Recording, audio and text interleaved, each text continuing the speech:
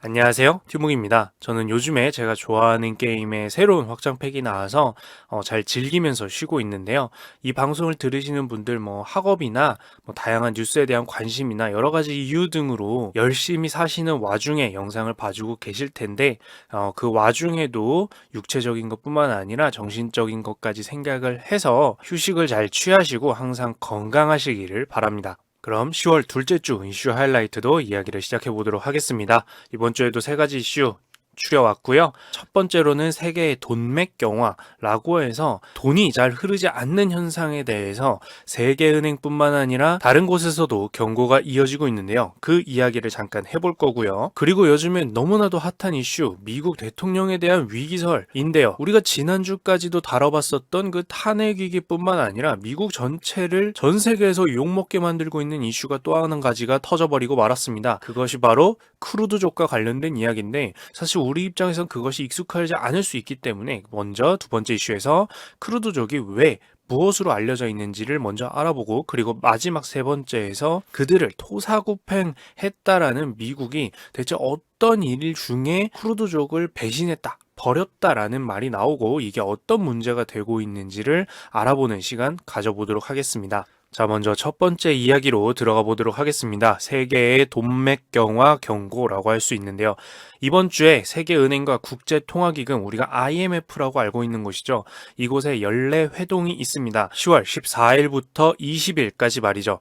이 둘이 모여서 대화를 나누기 전에 연설 자리가 있었는데요. 여기서 세계은행의 총재분이 어떤 이야기를 했는데 어떤 이야기가 나왔을까요? 바로 무역전쟁과 브렉시트를 지적하면서 올해 세계 경제 성장률은 지난 6월에 예측한 것보다도 더 안 좋을 것이라고 이야기를 꺼냈던 것이죠. 이 연설을 진행하신 분은 데이비드 멜패스라는 세계은행 총재분인데요. 세계은행이라는 곳을 말로만 들어보고 어떤 곳일지 생각해 본 적은 잘 없을 수밖에 없습니다. 전 세계에서 모여서 은행하는 곳인가 싶을 뿐이죠. 저도 그랬거든요. 자, 그래서 살펴보면 세계은행은 개발도상국, 즉 이제 발전 중인 국가를 대상으로 쉽게 말해 대출, 돈을 빌려주는 것을 제공하고 이자를 받아 수익을 얻는 국제금융기관입니다. 하는 일은 은행과 꼭 같기 때문에 은행이 맞죠. 자, 이름도 심플하지만 멋있죠? 월드뱅크. 네. 개인이 아니라 정말 국가급 자금을 대출 심사하고 빌려주고 이자를 받는 곳을 만들어 둬서 국가들이 국가급으로 필요한 순간에 돈을 얻을 수 있도록 빌릴 수 있도록 국가끼리 협정해서 만들어지게 된 국제은행으로 보면 됩니다. 물론 초기부터 개발도상국에 집중적으로 대출만 해준 것은 아니고요. 많은 국가를 대상으로 놓고 약 1946년부터 국제은행으로서 일을 시작을 했습니다.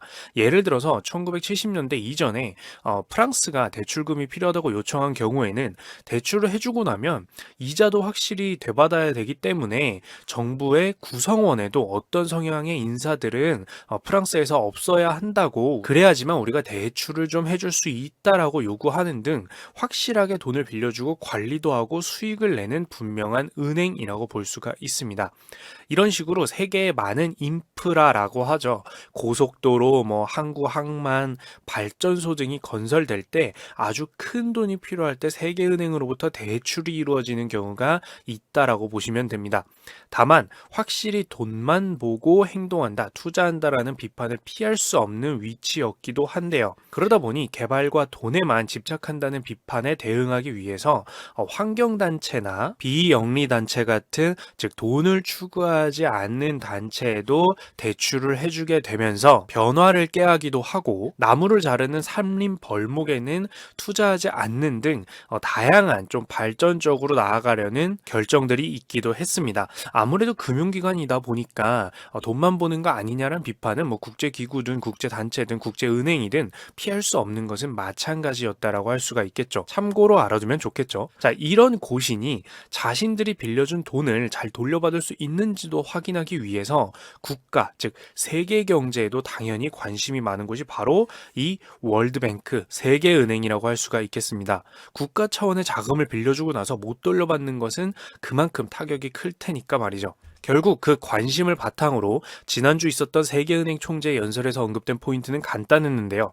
앞서도 말한 무역전쟁과 브렉시트 등으로 발생되는 피해도 있고요. 여기에 더해서 신흥시장에서 미래의 수입을 위해서 현재 투자를 늘리는 투자 증가율이 부족하다는 언급도 있었습니다. 과연 무슨 이야기일까요? 무역전쟁이나 브렉시트는 저도 많이 다뤘고 이슈 하이라이트를 다시금 보시면 금방 알 수 있는 내용이지만 이 두 번째 신흥시장 투자 증가율 부족해라는 뜻은 자칫 이해가 안 갈 수가 있는데요. 그래서 조금 더 알아봤습니다. 경제란 것이 활성화되려면 결국 지금 돈이 남는 잉여 자금이 있는 사람들이, 금고에 돈 꽁꽁 쌓아두고 있는, 예금해두고 있는 사람들이 돈이 지금 당장 사업 또는 무언가 당장 생산적인 목적으로 필요한 사람들에게 많이 전달되어야 경제가 활성화가 됩니다. 그럼 돈이 필요한 사람에게 돈이 전달이 잘 된다면 그래야 사업도 많이 일어나고 그만큼 뭔가 재료를 구매하는 사람도 늘고 돈도 많이 쓰고 잘 되면 또 일자리도 창출되고 또 많은 사람들이 월급도 받고 하는 거니까요.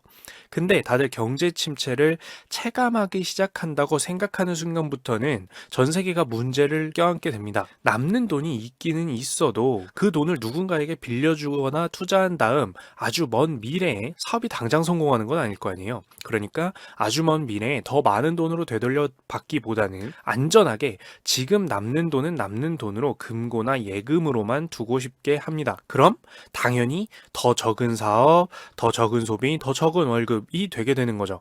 이런 모습이 세계은행의 입장에서 봤을 때는 신흥국, 즉 지금 발전 중인 국가에서 많이 보이고 있다는 뜻인데요. 즉 선진국에 비해서 더 공격적으로 많이 발전이 일어나고 뭐 막 성장률 플러스 10%, 15% 이렇게 나와야 되는 국가들에서 이런 모습이 보인다면 사람들, 투자자들 입장에서는 더욱더 투자할 곳이 부족하다라고 느끼고 세계가 더욱 침체되는 방향으로 진행이 된다라는 뜻이 되게 됩니다.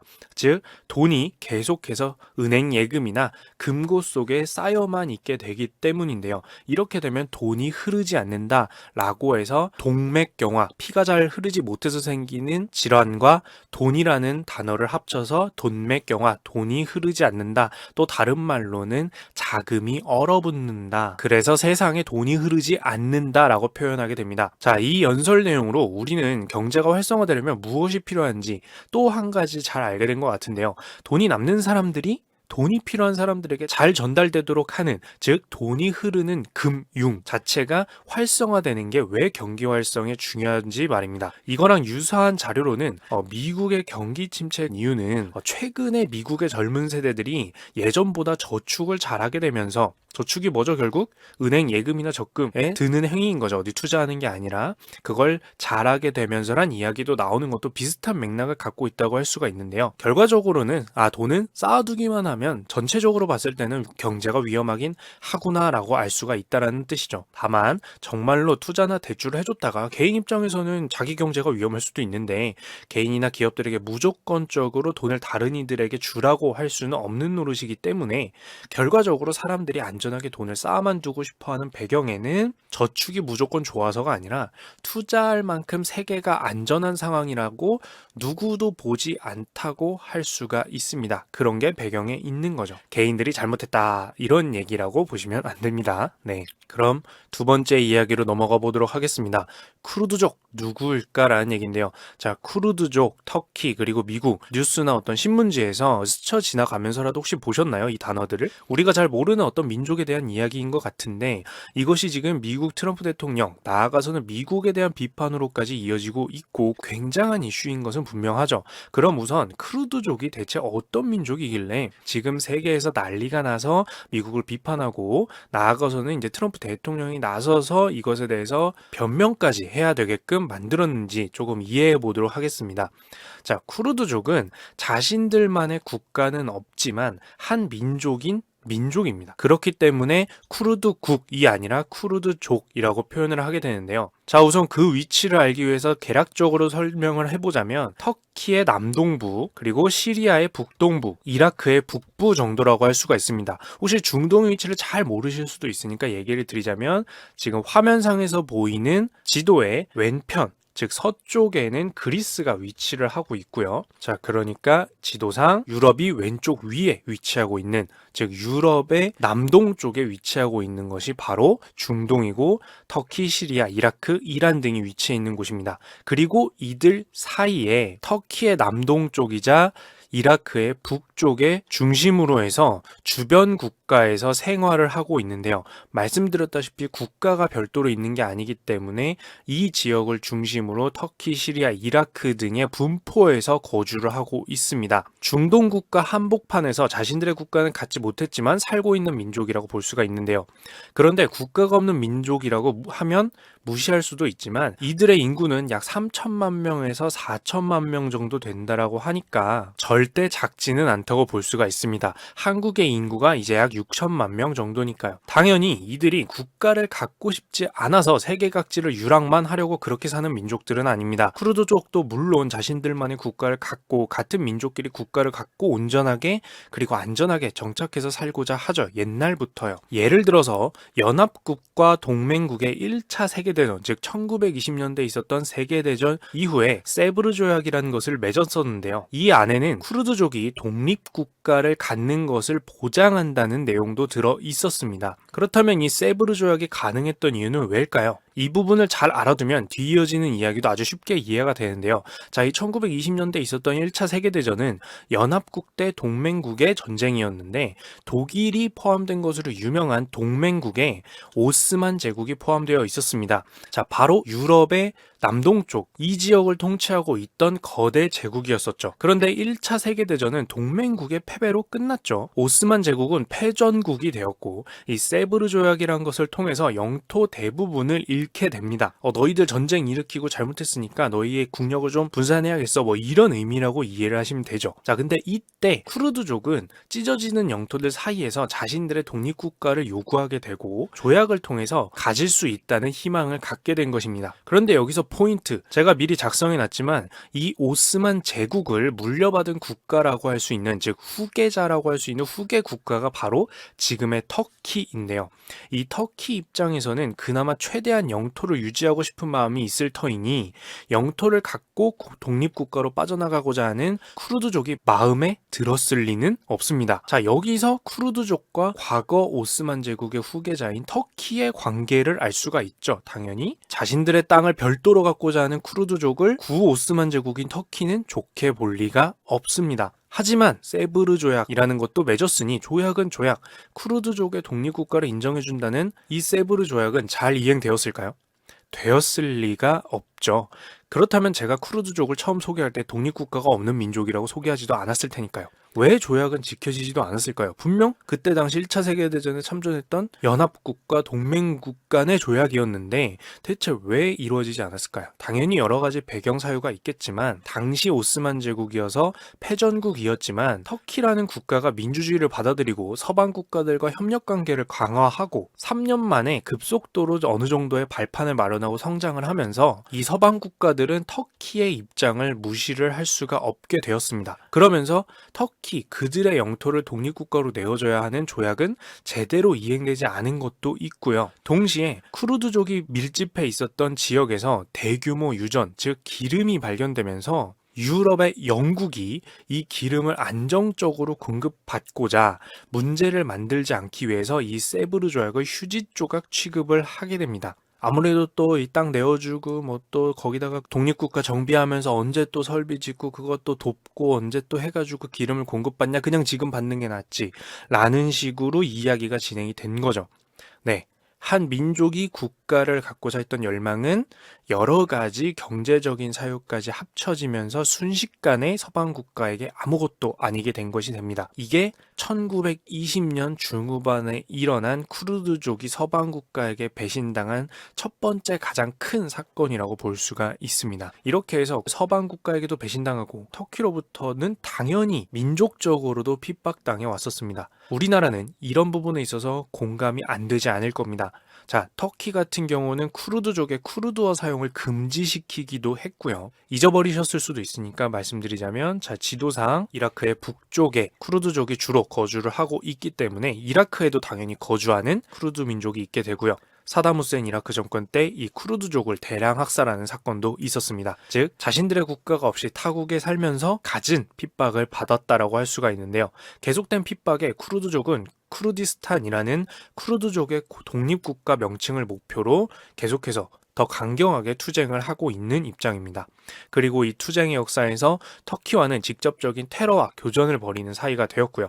현재 터키에 가장 많은 쿠르드족이 살고 있다라고 보시면 되는데요. 끝없는 핍박 속에서 아무래도 과격한 투쟁을 해야 한다라고 말하는 강경파가 등장하게 되기 마련이고, 테러를 통해 터키에 대항하며 터키 정부는 이를 바탕으로 다시 테러 집단이라는 명목으로 쿠르드족을 공격하는 일이 반복되고 있었습니다. 자, 여기까지가 이제 쿠르드족이 지금까지 있어 왔던 일을 개략적으로 정리를 한 것이고요. 자, 그러면 세 번째 이야기로 나아갈 수가 있게 됐는데요. 토사구팽과 외교적 비용입니다. 그렇다면 쿠르드족과 미국과의 관계는 어떻게 이루어진 걸까요? 자, 아직까지는 미국과 쿠르드족의 직접적인 관계는 보이지 않았었습니다. 그런데 미국은 어떻게 하다가 이번에 아주 깊게 연루가 된 걸까요? 자, 여러분들 IS 기억하시나요?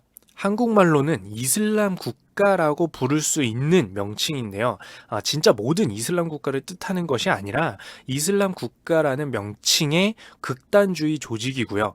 아무래도 테러 단체가 국가명을 사용하는 것을 용납할 수 없다는 입장도 있어서 다른 명칭을 만들어 붙여서 사용하기도 하지만, 여기서는 헷갈리지 않기 위해서 가장 많이 들어보셨을 IS라는 명칭을 좀 사용을 하도록 하겠습니다. 자, 이 IS는 국제사회에서 많은 테러로 문제를 일으켰고 당연히 격퇴하기 위한 노력이 있어 왔습니다.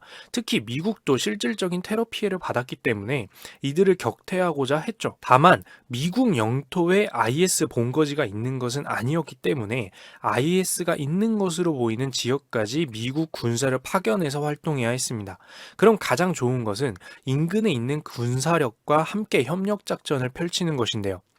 격퇴란 단순히 기술만으로 폭격하고 끝나는 것이 아니라 해당 영역 내에서 완전히 한 명 한 명의 적을 몰아내거나 소탕해야 되기 때문에 멀리서 요격하는 것으로 충분한 작전은 아니기 때문입니다. 이때 등장하는 것이 바로 시리아 민주군 SDF라는 명칭으로 불리는 민주군인데요. 자, 이들은 방금 얘기한 극단주의 조직 IS에 대항하는 아랍인, 아시리아인, 아르메니아인, 그리고 쿠르드인 등의 민병대들이 뭉친 연합 조직이 그게 바로 시리아 민주군이었고요. 이 시리아 민주군의 중심은 바로 쿠르드족 민병대라고 할 수가 있었는데요. 이 쿠르드 민병대는 시리아 민주군으로서 미국의 지원하에 IS 격퇴 지상전을 벌인 주축이라고 할 수가 있습니다. 자, 쿠르드 민병대가 주축인 만큼 이 IS와의 전쟁을 통해서 쿠르드족의 피해도 보통은 아니었는데요. 개략적으로 약 1만 명, 그리고 연설을 통해서 추산할 수 있는 것은 약 13,000여 명이 넘는 쿠르드 민병대 대원이 사망했을 것으로 추측되고 있습니다. 즉 미국은 2014년부터 IS 격퇴를 목표로 직접 공습에 나서기도 하고 2015년 버락 오바마 정부 당시에는 미군 2천여 명을 파견해서 이 시리아 민주군의 군사훈련을 지원하기도 했습니다. 즉 미국은 시리아 민주군과 함께 IS 격퇴를 하기 위해서 협력한 관계라고 할 수가 있는데요. 함께 피를 보고 같은 적을 가지고 싸웠다라고 할 수가 있겠죠. 그러면서 이제 쿠르드의 지도자들은 미국을 중심으로 한 서방 국가들과 함께 IS와 격퇴전을 벌인 대가로 열심히 싸웠으니까 함께 싸웠고 우리는 이제 피를 진짜 나눈 동지니까 그 대가로 이 중동 지역에서 자치 독립, 즉 쿠르드족만의 독립국가를 가질 수 있기를 원했었습니다. 하지만 당연히 가만히 안 있었을 누군가가 있겠죠. 그게 바로 터키인데요. 이 터키는 이 쿠르드족이 지금 하고 있는 행보가 아무래도 터키 안에 살고 있는 테러를 벌이는 쿠르드 쪽 무장단체, 테러단체와 연관이 있는 것 같으니 우리는 그들이 돕는다라고 보는 게 아니라 쿠르드에 대해서 오히려 공격을 하겠다라고 준비를 해오던 입장이었습니다. 터키 안에서 터키를 상대로 테러를 벌이고 싸우는 쿠르드족 강경단체와 다른 쿠르드족도 다를 거 없다. 우리는 저들을 몰아내겠다라고 하는 거죠. 이런 상황에서 이런 상황에서 함께 싸웠던 미군이 철군, 즉 쿠르드족과 함께 IS를 격퇴하다가 자 이제 됐다. 우리 미국은 떠나겠다. 철군하겠다. 라고 하면 어떻게 되는 걸까요? 어떻게 되는 거죠? 쿠르드족은 13,000여 명 정도를 희생하면서 미국과 함께 IS를 격퇴하려고 싸웠지만 미국이 철수하고 나면 터키는 쿠르드족에 대해서 공격을 실행할 것이 뻔했습니다. 그들이 지금까지 공격하지 못하고 있던 이유는 IS를 격퇴하기 위해서 미군과 쿠르드족이 함께하고 있었고, 이들에 대해서 공격을 하는 것은 그 어떠한 명분이 있어도 미국에 대해서 전쟁을 선포하는 것과 다름이 없기 때문에 공격을 준비만 하고 있었던 것인데, 미국이 갑작스럽게 자 이제 됐다 우린 철군하겠다라고 하게 되면 쿠르드족을 위험에 노출시킨 것과 다름이 없기 때문에, 앞으로의 공격에 노출시킨 것과 다름이 없기 때문에 미국이 비난을 피할 수가 없게 된 것입니다. 물론 터키뿐만 아니라 IS가 쿠르드족을 추가적으로 공격하지 않을 거라는 보장도 없는 상태이고요. 즉 미국은 자신들과 함께 싸웠지만 쿠르드족이 터키에게 공격을 받든 IS에게 공격을 추가적으로 받든 이제 우린 상관없으니까 떠나겠다 라고 한 게 된 겁니다. 그래서 이것을 배신, 동맹에 대한 배신, 토사구팽이라고 부르는 것이고 전 세계적인 비난을 받게 되는 건데요. 자, 어느 정도로 비난이 센가 하면 사실은 미국의 이 미군 철수 결정은 처음 얘기가 나왔던 것은 당연히 아니었습니다. 국가급의 결정이 처음 이야기가 나온 것으로 결정되진 않겠죠.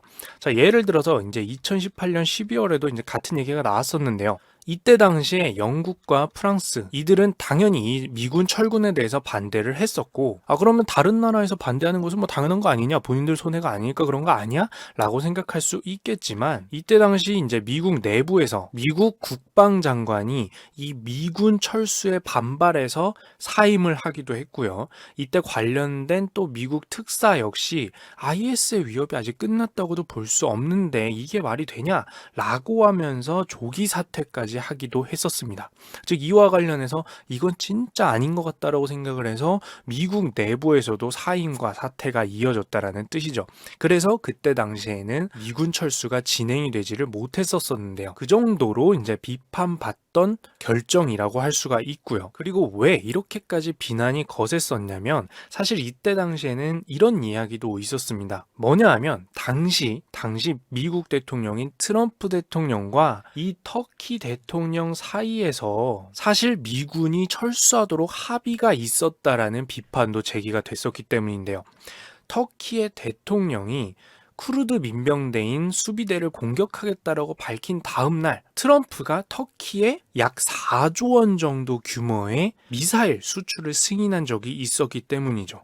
즉 쉽게 말하면 미국이 무기 판매를 대가로 쿠르드족을 터키에 팔아넘겼다라는 이야기도 쏟아지게 된 겁니다. 뒤집어 얘기하면 내가 미국 너희로부터 이 정도 규모의 무기를 사줄 건데 우리가 저기 공격하는 동안 눈 좀 감아줄래요? 뭐 이렇지 않았느냐라는 의구심이 생길 수밖에 없는 상황도 있었다라는 거죠. 그러다 보니 안 그래도 미국이 미군 철수를 주장하는 것에 대해서 문제가 많았는데 이번에 철수를 결정하고 미군이 철군을 하게 되자 당연히 실제로 제가 지금 이 영상을 촬영하고 있는 10월 13일 기준으로는 이미 3일 전부터 터키가 쿠르드족에 대해서 공습과 지상전을 시작을 했고요. 이것을 터키는 오로지 자신들의 국경에 안전지대를 만들기 위한다는 명목으로 그곳에 존재하는 쿠르드족이 있는 곳에 공습을 하고 있는 상황입니다. 이제 민간인 수천 명의 피난 행렬이 10월 9일부터 이어지고 있는 상태인데요.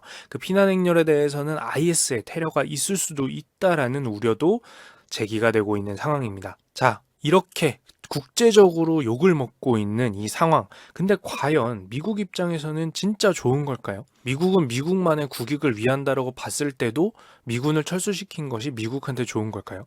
자, 세상 모든 사람들이 숫자, 이익만을 계산하면 그렇겠지만 정의를 위한다라는 대의 명분은 결코 무시할 수가 없습니다. 뭐 정의라고 말하면은 잘 안 와닿을 수 있으니까 생명 존중은 대의 명분으로 무시할 수가 분명 없죠. 누구나 다 사람을 죽여도 된다라고 말하지는 않을 거니까요.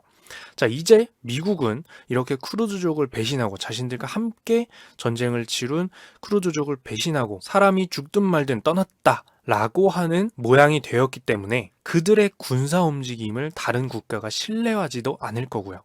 이것들은 모두 앞으로 치러야 하는 비용이 될 겁니다. 실제로 이번 결정은 동맹국들의 불안감도 당연히 증폭시킬 수밖에 없는데요.